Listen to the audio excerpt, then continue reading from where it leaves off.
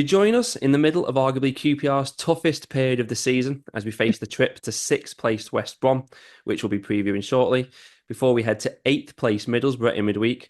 And then, of course, we follow that up against champions-elect Leeds at home next Saturday. And those matches come on the back of a defeat against second place Sheffield United. The R's giving a good account of themselves, but ultimately coming away with nothing in a 2-1 defeat. What did you make of the match, Dave? Yeah, I, mean, I thought we played reasonably well in the game, to be honest. It was kind of what you said last week. That first goal was going to be key, and it was a soft goal we give away. Yang should have cleared the ball, and then even then they put the cross in. Nardi should come and get it, and the two defenders just stand. They're all kind of standing there, to make, leaving it to someone else, and it's an easy goal for them. And it's an uphill struggle when you go behind against a side like that. But we had quite a few chances. We had the disallowed goal. We were well in the game, and their second goal was obviously brilliant, but even then, we got back to 2-1. We had chances, arguably deserved a point out of it. So, no real complaints from how we played, disappointing to lose, but, there were some promising signs with the performance. Yeah, it was just frustrating that we conceded early because the pattern throughout the whole match really was that we were the better side. We were pressing well. Frey had his goal offside. Yang had a couple of efforts. And we talked about it last week as well. It was another match where we had more possession and lost. Yeah. But every stat was in our favour. We did play well. Unfortunately, that doesn't count for anything in football, does it? Playing well, you've got to put the ball in the back of the net. It still remains our Achilles heel because ultimately it was only a penalty that we actually scored from as well. It was also one of those frustrating matches where we got back to 2-1, 20 minutes left. You just felt we were going to get a few chances to maybe get the equaliser, and it never really materialised. But Sheffield United were bringing on defenders, which illustrates the respect they had for us and how we played. And you're right about both goals as well, weren't they? Because it was like layers of mistakes on both of them. The first one, I've seen a lot of people pointing at Paul Nardi, but I'm more of the opinion that Yang, he just needs to clear it down to the corner, let us set back up, and then there's nothing even to have a conversation about. Even the second goal was a few mistakes in there. I felt as well Steve Cook maybe should have engaged Campbell rather than backing off. And then it's probably a minor point, but should it have been a second yellow card for Hassan Chowdhury, and then we'd have been last 20, 25 minutes against 10 men? Oh, it was an absolute clear red card, and that's why Chris Wilder took him off as soon as he could after that. I mean, the referee wasn't great. I don't really like to blame referees when you lose, but he made some odd decisions in the game, and that was a clear yellow. He just looked terrified to do it. He just tried to get out of the way, and that maybe would have changed the game against 10 men for that last 20 minutes, but wasn't to be, unfortunately. Yeah, it's one of those where if he's not on a yellow, he definitely gets one. So it was a cop-out decision from the ref, and like you said, it's a bad decision when the manager has to sub them off straight away. And like I say, ultimately just lost us that opportunity to attack the final quarter of the game against 10 men. We'll never know whether it would have made a difference. Overall, while there's a lot to like about that performance and a lot to like about this QPR team at the moment, I find it's enjoyable to watch QPR. The levels of inconsistency in player performance week to week has and continues to be an issue. Consistently inconsistent, I think we'd put it, Dave. Yeah, you nailed on the head, really. You don't really know what you're going to get from some players. I thought Varane had quite a good game against Sheffield United, but was really poor the week before. And, again, Yang looked exciting off the bench at Portsmouth. Didn't really do a lot in this one. It is all about getting that consistency. That's why we are where we are in the league. If we had that consistency, we'd definitely be knocking on the door of the playoffs. We're not a million miles away from it. But we just can't get there yet. But it is a young side, and this does feel a tricky part of the season. We've lost 5 of the last 7, even though we're playing quite well. And I feel like we just need to get through this bit, and I think we'll come out on the other side stronger. Yeah, definitely. And we've had no draw for 11 league games. It's 12 games in all competitions. It's the longest run for a decade. So it just shows it's going one way or the other for us at the moment. But it's still been fine margins in most of the games. You're right to pick up on Jonathan Varane. He's a good example, isn't he? Of one week you think he's got a move to Sheffield United here, but the week before they would have been looking, who's this donkey player on the pitch? So it's just really hard probably hard for Martí Cifuentes as well to think, why are they able to do this? And ultimately, it's probably why they play for QPR and not for anyone else. Overall, for the team, the inconsistency at least is still a little bit different to earlier in the season, because for the second match in a row, we were 2-0 down, but heads didn't go down. Earlier in the season, Middlesbrough, as an example I'd give, we'd all have been thinking oh, here we go. Now it's going to end up 3-4. And thankfully, it's not like that now. Ultimately, that result, I think, means QPR's top six chances are pie in the sky now, but it's very much game on for sixth place West Brom, who we visit on Saturday. And I'm never sure how the fixtures have worked out because we played Norwich twice in 3 weeks, Watford twice in just over a month. Yet West Brom, that meeting on the opening game of the season, is it just me or does that seem like it was a different season now? That feels like a lifetime ago, doesn't it? Yeah, absolutely, ages ago. I mean, they had a different manager there, and it just, you look at our team at the time. We had like Lucas Anderson as a 10 at the time, and he's nowhere near the team anymore. Yeah, that does feel a hell of a long time ago. But as ever with West Brom, they've been the last few years. They're always there or thereabouts for the playoffs, and they're a strong side, and I'm not sure they're going to make the leap to go up this year again, but they'll certainly be. I think they will make top six in the end. They're a good side. Yeah, that defeat on the opening day is only one win in the last 11 games for QPR against West Brom, including none of the last five. On top of that, we're a month away from it being a decade since we last won at the Hawthorns, a memorable 4-1 Premier League win with that infamous Bobby Zamora flicked finish from out wide. 5 trips since then without a win. For West Brom, been a bit of upheaval as you touched on this season, losing Carlos Corberán to Valencia. But in Tony Mowbray, was that a good decision or a bit left field for you? I think it was a good decision. For me, Coburn was probably one of the best managers in the division, probably behind Danny Rowe, and you know he got the most out of every player. And they're bringing in someone he's a safe pair of hands in this division. He always gets teams in and around the playoffs. He did a great job at Blackburn. He done well at West Brom before. He's a good manager, really. Part of why Birmingham went down was because obviously he couldn't stay on last season. He obviously had his illness and that. I think he's a very good manager. It's a sensible fit for him. Like I said, I think he'll get them over the line and into the playoffs. I'm not sure they'll win them, but I mean, it's anyone's when you get there, though, isn't it? Yeah, on a personal level, it's just great to see Tony Mowbray back in a healthier Yeah. place. For them, it's a case of maybe just getting someone in to get the job done, to get over that line into the playoffs, somebody who could hit the ground running at this level. He's obviously got a feel-good factor around the club. From what I can judge, West Brom fans were almost universally happy with his appointment at the time. What surprised me somewhat was the 2.5-year deal. I thought when I first read it that it was just going to be until the end of the season. So it'll be interesting to see what they do going forward. Also, he plays a different style to Corberan, he was obviously into every detail, analysing shape of the team, making sure they didn't lose games. Tony Mowbray, historically a bit more front foot and attacking. And since he's took over, the results have been a bit hit and miss, probably as a result of that. Because if you look at the recent form, over 6 games, they rank 11th, over 8 games, 10th, and over 10 games, 11th. So it's definitely mid-table form. I agree with you, though. I'm expecting them to get over the line into the playoffs. They've got a lot of teams breathing down the net, though. But when I would always look at their team on paper, they're just brimming with good championship players, aren't they? They should be in the top six, really.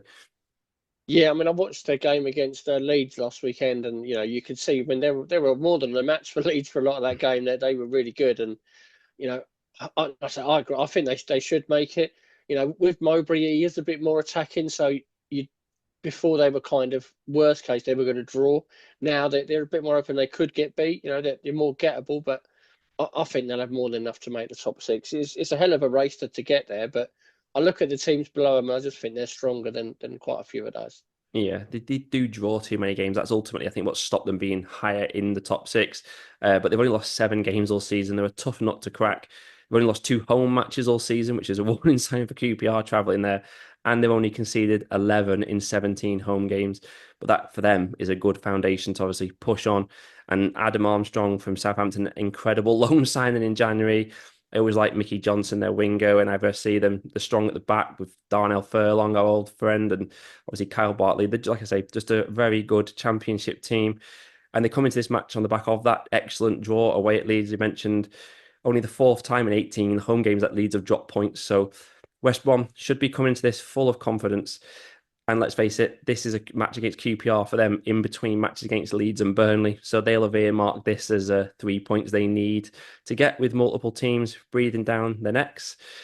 As for QPR, I've seen a few comments from fans this week saying they won't relax until we have 50 points. We're currently on 44 points, 13 points above the bottom 3. Surely we don't have to look over our shoulders. No, I don't think we should be looking over our shoulders, but the quicker we get to 50 points, the better, to be honest, just to wipe that away. I mean, there's. I think we are going to struggle to get points the next few games. This is a tough run of fixtures we got, but we've got a good enough gap, and I think we'll get enough. The aim really has to be match or better last season's total, and we should be looking to better last season's and see where that leaves us at the end of the season. We had an outside chance of the playoffs a few weeks ago, but losing to Millwall and Portsmouth, they're the games you had to win really, rather than these ones, and that's kind of finished us off there. Yeah, we had to put ourselves in a better position before these matches, not now having Yeah, to try and get results in them. But even losing 5 of the last 7, we still got 6 points. So with 11 games yeah, left, the odds of us not getting to 50 points would be extremely low. And I agree with you, and it's what Marty Cifuentes has been saying himself. Just let's get to last season's 56 points, try and beat that, and enjoy testing ourselves against some good sides. I don't think there's any reason to be disheartened because we've actually won games playing worse than we did against Sheffield United last yeah. week. We just need to put in a similar display again. Now, we got another injury update from the club this week. So Ryan Coley may be back after the international break. It's unlikely Jan Seller or Jake Clark-Salter return to much action, if any, before the end of the season. The big news, though, is that Sam Field's out for 6 to 9 weeks, which you'd think effectively ends his season too. What did you make of that news, Dave? Yeah, big blow losing Field. I think he's a big player for us, and we were saying the other week all the options we got in midfield, and they kind of look a lot less now that he's missing. You're relying on these 3-game weeks. Can Colback play 3 in a week? Probably not. So, they're going to have to try and rotate a little bit. It's a big blow to lose Field. I always think even when he has a poor game, he does still offer something for the team. And yeah, I think we definitely will miss him. Yeah, we said last week Field could do with a match out of the firing line, but we meant one match just to Yeah, bring him back fresh, not the whole rest of the season. There's no doubt he's a loss because we're talking before about the lack of consistency in the team. Sam Field's largely the exception to that. The last 4 years, he's been first name on the team sheet basically, and there's a reason for it. 151 of the last 156 league games for QPR he's appeared in, dating back to November 2021. So we should take that for granted at our peril, and I'm sure we will see how much we'll miss his consistency over the next few games, perhaps. Now, we've lost the last 3 away games. We know that Marty Cifuentes went for a more defensive-minded midfield 3 last week, or at least a harder working midfield 3. Are you expecting similar here? I think he may go similar again here. West Brom are quite good going forward, but their attacking play. So I think he'll probably do similar. It might be that same 3 again. Morgan, Colback, and Varane again. The interesting thing will be what he does out wide, because I thought Saito was again our best player when he come on, and for him to play, you've got to drop chairs. So what do you do? But I don't see him playing open with chair at 10 for this one. I think that's asking for trouble against this sort of side. Yeah, I think it'll be Colback, Varane, and Morgan, the middle 3. It'd be interesting then to see what he does in midweek, because you can't assume Colback won't be able to then do the midweek game. I agree, Koki Saito has been our best threat out wide in recent games, but will he play him above Chair? Probably unlikely. So it's more than likely going to be Chair and Smith out wide, and then Saito and Yang off the bench. And with it being a 3-game week, I'd maybe expect Alfie Lloyd to start at least one of these 2 away games. Do you expect it to be here or at Middlesbrough in midweek? I'd probably start him in this one. I just think away from home, Frey hasn't looked the same player. He seems to struggle a bit away from home. At home, he's been really good. He's scoring goals. He's causing problems, but he just looks a bit slow in the away games. And, I'll be honest, Lloyd hasn't been that great the last couple of games he's come on in, and he hasn't looked that brilliant, but that's your only really other option with Collie and Seller out at the minute. So I'd probably go with him. I think we're going to be playing on the break a little bit against West Brom, so that pace could be useful for that. Yeah, I actually think as well, when you actually look at the opposition, we mentioned before, the Darnell Furlong, Kyle Bartley, they're not the type of defenders Frey's going to get much change out of, I think, No, away from home, especially when you're asking him to hold it up. They're just going to nick it off him. So maybe it is an alternative to play Alfie Lloyd and just give us that out ball that you're talking about. So I do expect him to start at least one of these 2 games. So let us know in the comments which one you think he will start. And what about the defence? We debated it last week, but can you envision him changing it here? I don't think he will, but I wouldn't mind seeing some changes. I think I've been saying the last few games, Cook hasn't looked himself. And I'd maybe think about bringing in. I don't know how Morrison is fitness wise. He didn't come on again last week. They went with Fox when he come on. He went to a back 3. It was quite interesting second half. I Wonder if that'll be something we do in the next few weeks with the changes in midfield. But I think Cifuentes will go with the same team again, same defence again for this one.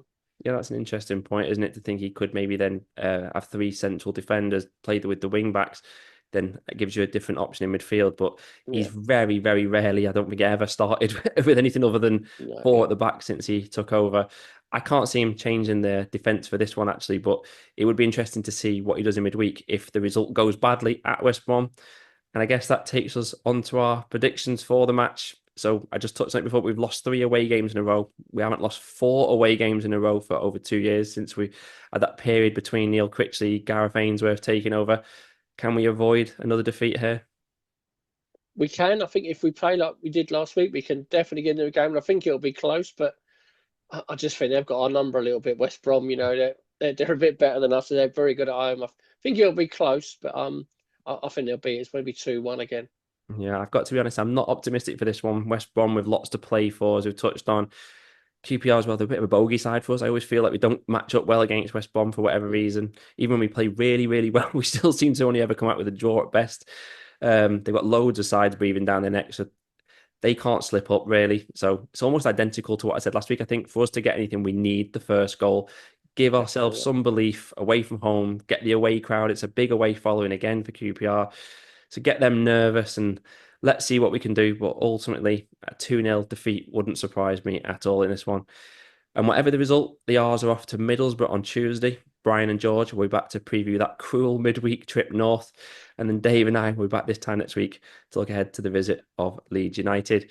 Until then, thank you for watching and come on you R's.